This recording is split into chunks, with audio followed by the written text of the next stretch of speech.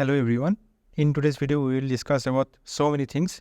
सबसे पहले हम लोग डिस्कस करते हैं 2023 का जो ट्रेंड था, क्या था। After first round general category का जो रैंक था 669, मार्क था 552, उसको सीट मिल गया था। ओबीसी कैटेगरी का रैंक 2555, मार्क था 436, उसको सीट मिल गया था। एससी कैटेगरी 2164, मार्क 454, उसको सीट मिल गया था। एसटी प्लेन रैंक 3839, मार्क 381, उसको सीट मिल गया था। एसटी हिल रैंक 5996 और मार्क था 314, उसको सीट मिल गया था। तो सीट ऑल इंडिया कोटा के थ्रू टॉप 100 में से 39 लोगों ने ऑल इंडिया कोटा के थ्रू सीट लिया था फर्स्ट राउंड के बाद। Total ST, SC, OBC, general सब मिला के 75 स्टूडेंट एडमिशन ले लिया था। ठीक है, 552 मार्क्स के ऊपर जितना भी 75 स्टूडेंट है जिन लोगों ने फर्स्ट राउंड से पहले ही ऑल इंडिया कोटा के थ्रू एडमिशन ले लिया था।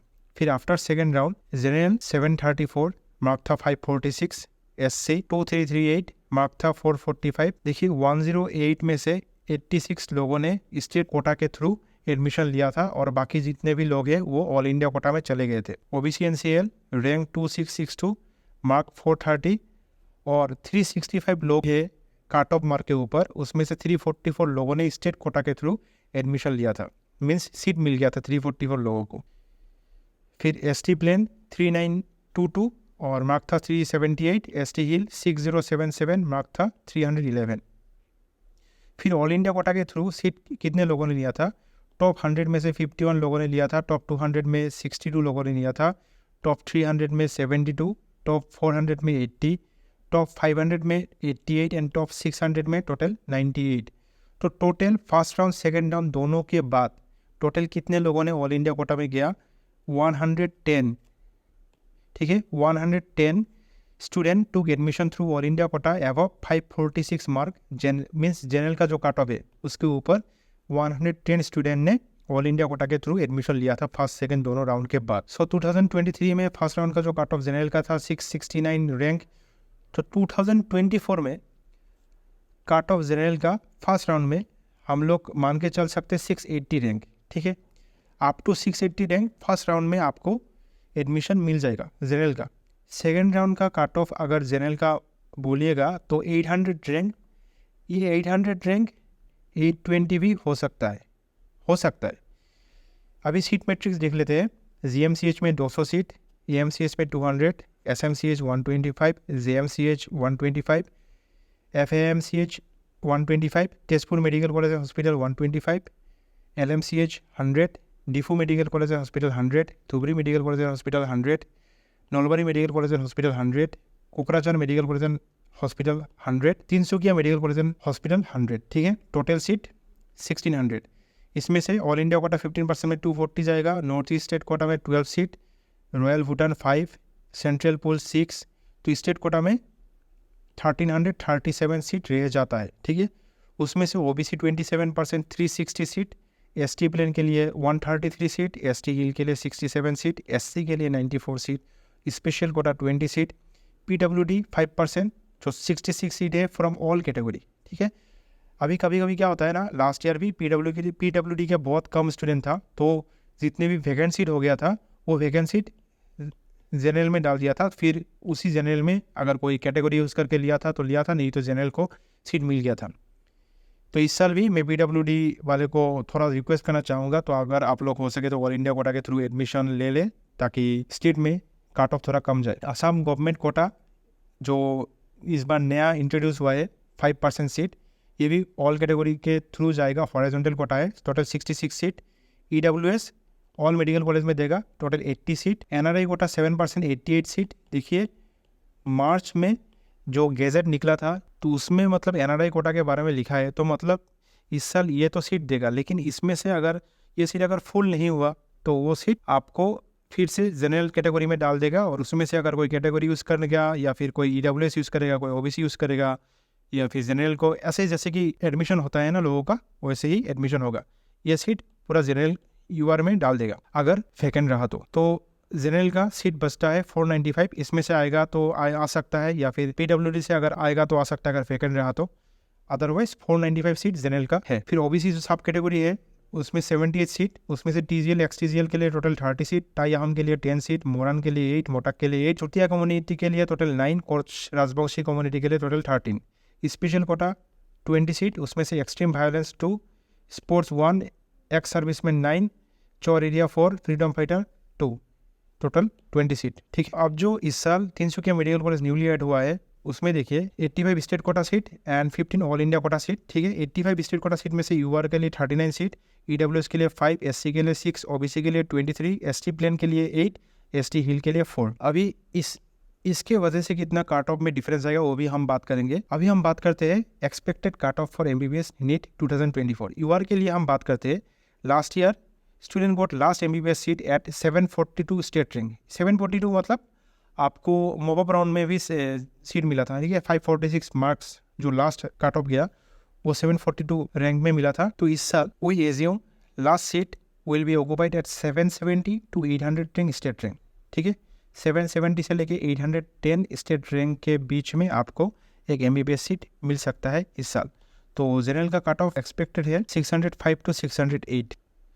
OBC कैटेगरी के लिए हम लोग देखते हैं, last year total 365 students are there above cut off mark that is 430 mark. 430 के मार्क्स जो कट ऑफ गया था लास्ट ईयर उसके ऊपर टोटल 365 OBC कैटेगरी के स्टूडेंट था। ठीक है, तो इस साल we have taken at least 380 students which will be above cut off mark. Means हम लोग लास्ट ईयर 365 था तो इस साल हम लोग 380 स्टूडेंट्स मान रहे टोटल। तो उस हिसाब से अगर हम लोग देखेंगे तो OBC का कट ऑफ लाई करता है 505 to 515, क्योंकि जो 380 वाला रैंक है इसमें मार्क है 510।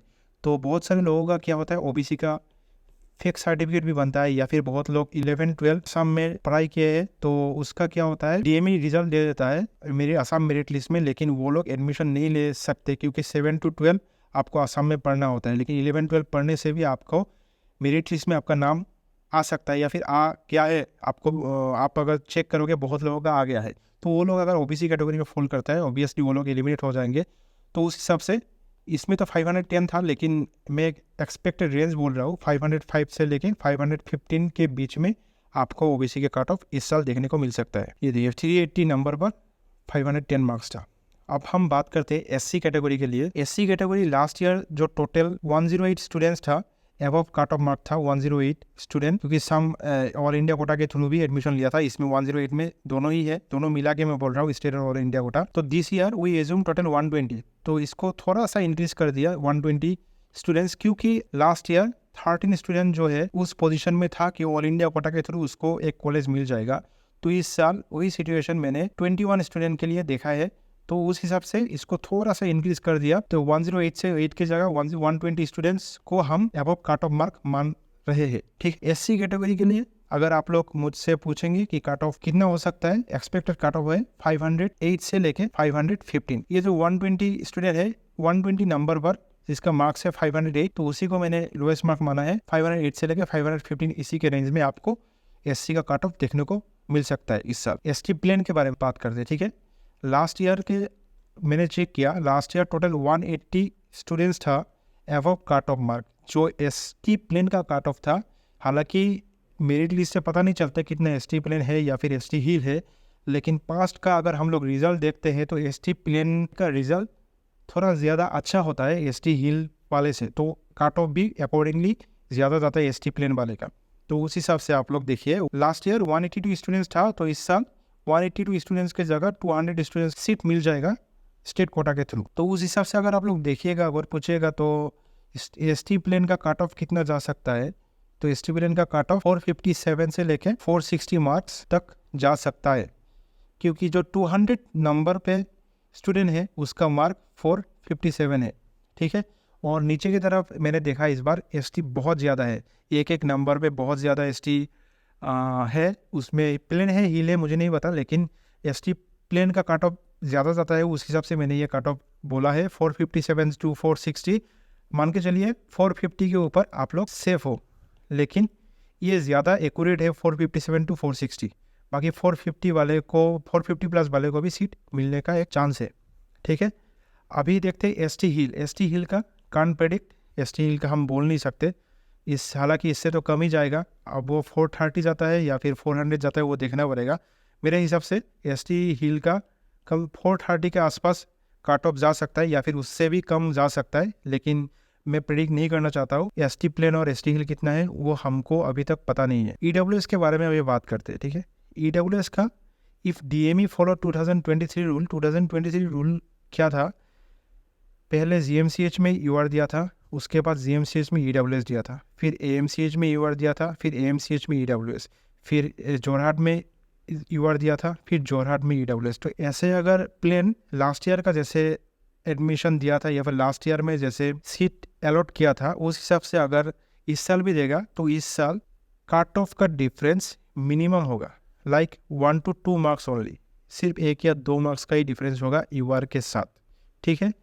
और अगर DME फॉलो करते हैं 2022 रूल, 2020 रूल क्या था, सबसे पहले हम जितने भी ऊपर के लोग हैं उसको हम UR मानेंगे, UR खत्म हो जाएगा उसके बाद EWS को सीट देंगे, ठीक है। मतलब EWS वाला भी UR में से ही सीट लेगा लेकिन उसको नीचे कहीं सीट लेना पड़ेगा। और लास्ट ईयर क्या हुआ था, EWS का स्टूडेंट भी GMC ले सकता था अगर उसका मार्क्स थोड़ा सा कम भी है, लास्ट ईयर ऐसा था। तो 2022 का रूल अगर फॉलो करता है first all UR then EWS, तो in this situation UR cut off will be very high, UR का कट ऑफ तो बहुत ज़्यादा जाएगा अगर ऐसा हुआ तो EWS का cut off will B lowered by 10 to 15 marks, 10 से 15 मार्क। उस सिचुएशन में 10 से 15 मार्क डिफरेंस आएगा। 2022 में भी आप लोग देखिएगा UR का जो कट ऑफ था वो 543 ऐसा था और EWS का कट ऑफ था 532, ऑलमोस्ट 10 मार्क्स का डिफरेंस था। तो 2022 रूल फॉलो होगा तो EWS का 10 to 15 मार्क्स का डिफरेंस आएगा। अगर 2023 रूल्स फॉलो होता है तो कट ऑफ का डिफरेंस बहुत कम होगा, 1 to 2 मार्क्स ही डिफरेंस होगा। जितना UR का बोला है उससे 1 to 2 मार्क्स डिफरेंस करके उसमें से भी सबको सीट नहीं मिलेगा क्योंकि एक मार्क में 18-20 ऐसा स्टूडेंट है तो उसमें से कुछ स्टूडेंट को ही सीट मिलेगा। यही है हार्श रियलिटी। अभी बात करते हैं हम लोग नीट यूजी शेड्यूल जो दिया था इसके बारे में मैंने बात नहीं किया था। तो ऑल इंडिया कोटा, डीम्ड और सेंट्रल स्टेट कोटा सबके लिए शेड्यूल दिया है। फर्स्ट राउंड जो काउंसलिंग होगा वो 14 अगस्त को स्टार्ट होगा, 23 अगस्त तक चलेगा ये first round all India Kota का। फिर स्टेट का जो काउंसलिंग फर्स्ट स्टार्ट होगा 21 अगस्त से लेकर 29 अगस्त तक चलेगा। फिर सेकेंड राउंड काउंसलिंग 5 सितंबर से लेकर 13 सितंबर ये all India counselling, and state counselling 11 सितंबर से लेकर 20 सितंबर, ठीक है। थर्ड राउंड ऑल इंडिया का 26 सितंबर से लेकर 5 अक्टूबर एंड स्टेट काउंसलिंग 3 अक्टूबर से लेकर 12 अक्टूबर। फिर स्ट्रेट राउंड 16 अक्टूबर से लेकर 23 अक्टूबर all India and state counselling 21 अक्टूबर से लेकर 25 अक्टूबर, ठीक है। और जो क्लासेस शुरू होगा 1 अक्टूबर 2024 से शुरू होगा, हालांकि 1 मंथ लेट है। लास्ट ईयर सितंबर से शुरू हुआ था, इस साल 1 अक्टूबर से शुरू होगा। देखिए मतलब फर्स्ट काउंसलिंग के बाद ये फर्स्ट काउंसलिंग का रिज़ल्ट जो है 23 अगस्त के बाद ही देगा ऑल इंडिया का। तो इसी चक्कर में बहुत सारे स्टेट का लोग जैसे कि 21 से 29 है ना, और इधर 23 को रिज़ल्ट देगा, क्यों इसका रजिस्ट्रेशन इससे पहले शुरू हो जाएगा, मतलब रिज़ल्ट से पहले शुरू हो जाएगा। तो बहुत सारे लोग क्या करेंगे, इसमें भी रजिस्टर करेंगे। तो फर्स्ट काउंसलिंग का जो स्टेट का काउंसलिंग है, बहुत सारे ऑल इंडिया में जाने वाले लोग भी फर्स्ट काउंसलिंग में तो रजिस्टर करेंगे ही स्टेट में। तो उस हिसाब से फर्स्ट काउंसलिंग में कट ऑफ थोड़ा सा हाई जा सकता है या फिर ऑब्वियसली जाएगा। बहुत सारे लोग ऑल इंडिया जाने वाले बहुत सारे लोगों का रिजल्ट नहीं आएगा तो स्टेट में तो ज़रूर करेंगे वो लोग भी। तो सेकेंड राउंड में थोड़ा सा आपको रिलीफ मिल सकता है, उसमें थोड़ा सा कट ऑफ थोड़ा सा ज़्यादा कम जाएगा, लेकिन जितना मैंने बोला उसके आसपास रहेगा। तो आप लोग उस हिसाब से देख लीजिए।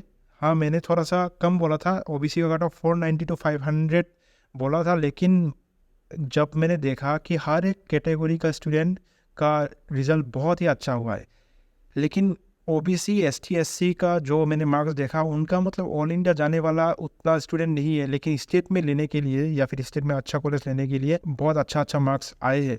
तो इसीलिए यही है रियलिटी। तो आप लोगों को तो एक्सेप्ट करना ही होगा, जितना जल्दी आप लोग एक्सेप्ट करोगे उतना अच्छा है। और बाकी जिनको सीट मिल रहा है उनको कॉन्ग्रेचुलेशन, आप लोग एनेक्सर्स रेडी करिए और काउंसलिंग के लिए तैयारी करिए। बेस्ट ऑफ लक सबको, एंड वीडियो देखने के लिए बहुत बहुत शुक्रिया। Thank you so much.